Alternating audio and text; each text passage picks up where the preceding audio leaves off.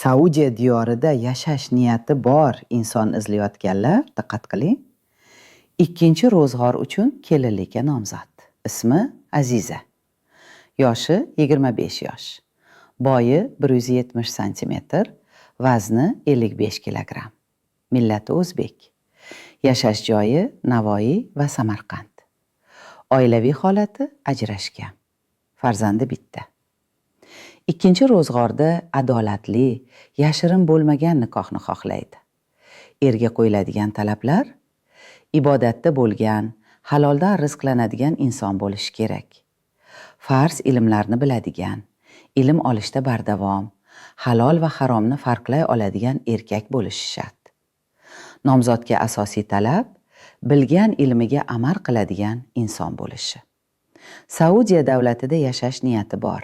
Yosh chegarasi 28 yoshdan 38 yoshgacha. Nomzodimiz talablari to'g'ri kelgan bo'lsa, batafsil ma'lumot uchun Telegramga o'ting.